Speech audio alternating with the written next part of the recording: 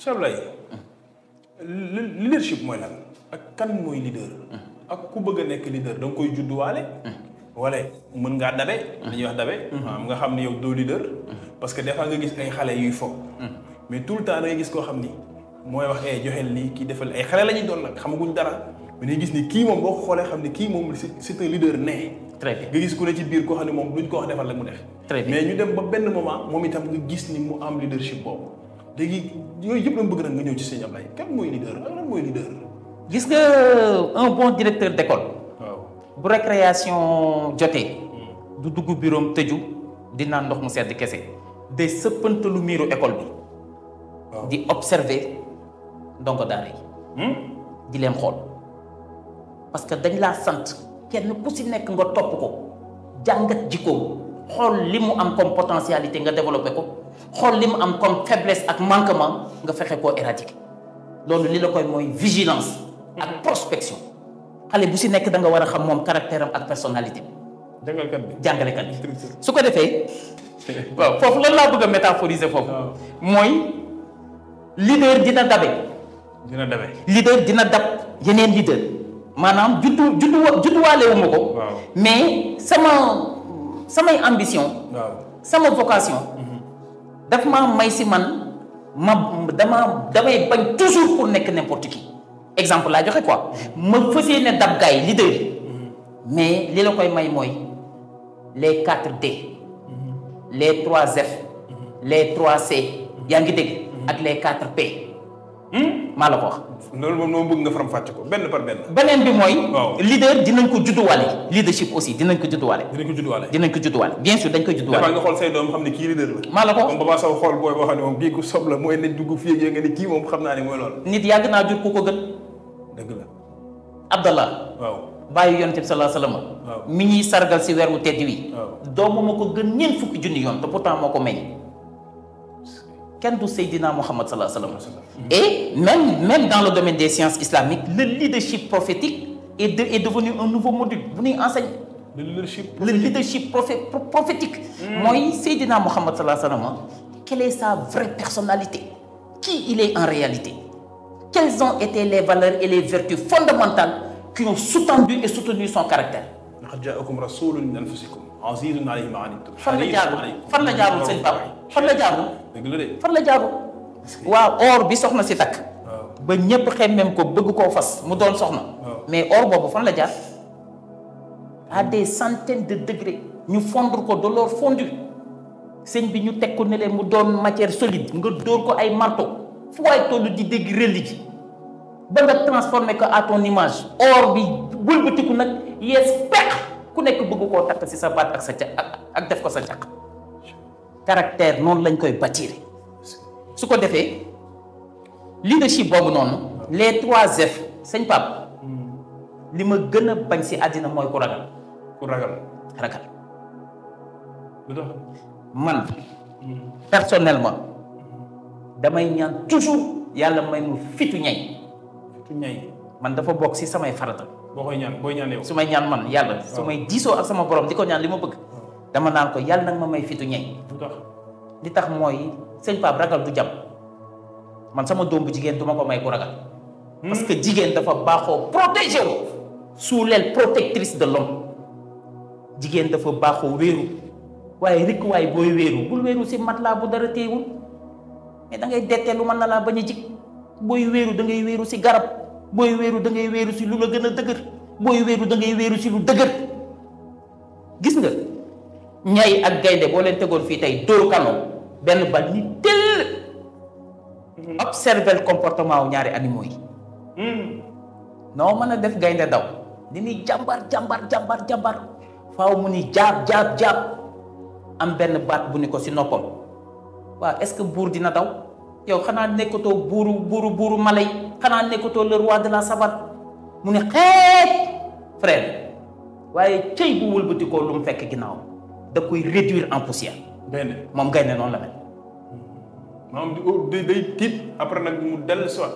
day tiit am lu ko rappeler à l'ordre loolu moo doon rôle griot yi suñu mbokku griot yi maa ngi leen di nuyu di leen siyaare loolu moo doon seen rôle dans la société traditionnelle bu ñu daan gunge buur xare parce que sëñ Pape nit ku aalu li muy def ak nit ku normal li muy def du benn.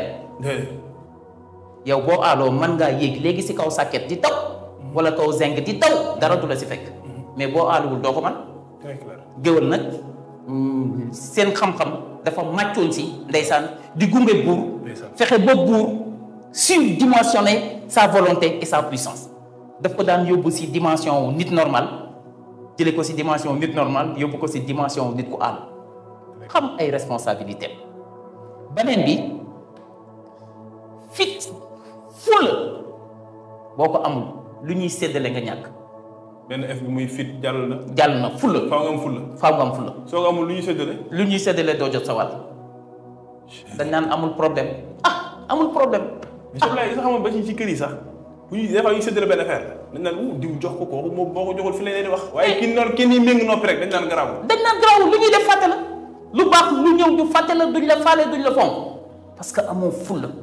sama maam alaaji Mouhamed Jigéen radiyallahu taala anhu yal na yàlla yeesal yërmandeem te yàggal fi xalifaam bi li mu gënoon a bokk na pour gën a pour maandu bokk na si li mu gënoon a bañ nit ku yambare ak nit ku amul fulla moom alaaji maa la ko wax bu nit ki waye dee amul fulla nee la koy teg ni mat laa bu màgget du wax ak yow du la yónni du la responsabiliser du la jox turu yàlla du la dénk dara dalay bàyyi noonu rek. dalay bàyyi noonu nuyoo daal bi mënta ñàkk. dina ko seq ak yow pare na si. waaye bu déggoon ni sëñ Pape mii dem na bërëb sangam. def na fa jaloore sa waay xoolal réaliser na fa benn affaire taxaw na boo ñëwee faaw mu neexal la jox la turu yàlla neexal la may la xaalis moytul ma nit ko amul fulla sama wasila dani maa gën a nooy patas waaye du ma nangu ko ma nappaaje gënoon nooy patas waaye du ma nangu ko ma nappaaje si ablaat lu mu wax murit bu ne dafa war di jiital mbu mu taw bu jëflante jotee nga sumi bàyyi laat bi teg fële barkeelu te nee na ko fonk lool donc mag ñi dañu mës a nekk ay mag yi fulla beneen bi mooy fayda mooy ku la warta yab bum la yab ku la warta xamal bum la xamal loolu mooy fayda est-ce que xam nga ni àddina bi lenn moo ko jaaxal Pape te c'est une caractéristique fondamentale du leadership mooy la discrétion la discrétion c'est important loolu rek moo jaaxal àddina la discrétion gis nga li caméra yi di gaaw lii photo yi di gaaw film yi li muy gaaw waaw bu jotul si yow sëñ bi du am lu mu filmer parce que on filme pas dans le vide la discrétion nit da ngay discret mais yow boo reeree mbaxal ak ka sa Chine xam ni diw mbaxal la reer mbaxal yi sax léegi dañ koy statut sëñ bi waaw yow daal woo sol sëñ bi waa Japon xam ni diw tel jour daal wi la sol pour lan qui veut vivre heureux doit vivre caché la tubaab wax les 4D le désir de le faire la décision de passer à l'action la discipline et la détermination mooy 4D 4D le désir de le faire la décision de passer à l'action la discipline et la détermination le désir de le faire mooy xërte li tubaab naan volonté positive loo bëgg te dofoo sa rek mbëggeel ga dafa des te gis nga désir Pape moo ëpp doole fuuf plaisir parce que le plaisir il est limité mais désir tant que accomplir li nga bëgg doon noppal le désir de le faire est-ce que xam nga ni àddina yépp li si nekk comme neex ma lépp ak mbaax benn njëg la am muy bëgg plus ut égal am bëgg bu mat sincère boo ko boolee ak wut gu mat dëgg te sincère te bañ a noppal waa ji sëñ Pape la nga doon wut dinañ ko teg ci sa loxo nga am amul werante Sëñ Tuubaa nee na ci Masaalikul Jinaan celui qui frappe à une porte avec insistance finira par entrer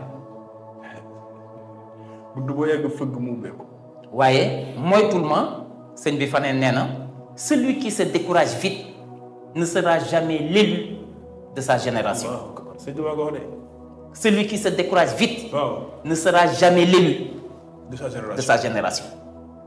Gis nga projet bu mel nii nit nga ànd kook nit taxawal ko sa waay kooku waroo yam si ndamu wala bànneexu réussir da nga war a am xirtey réussir ngir bañ a tas yaakaar bi porté si say mbagg waaye loolu nag da nga koy vacciner équipe bi yëpp comme ça tout le monde sera au même niveau de motivation ngeen ànd joxante loxo nag porté projet obstacle bu taxaw seen kanam ngeen jaar si kawam jàll.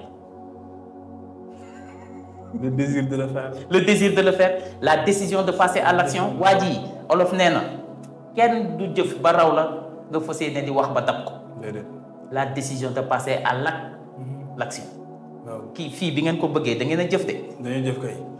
da ngeen a jëf de. bëgg bi moo njëkk après ñu jëf. après ñu jëf la décision de passer à l'action. waaw kuy jëf ba raw la doo wax ba dab ko. jëf nit ñi di jëf beneen bi mooy discipline. discipline. sëñ Pape yar ak teggin dina wommat nit ba yóbbu ko si yàlla. yar ak teggin. yar ak teggin leadership dafa ànd ak kóllëre mais leader buy fàtte démb leader buy fàtte ay nit ñamu àndaloon taxawal mbir leader bu budul jokk mbokk du leader. du leader.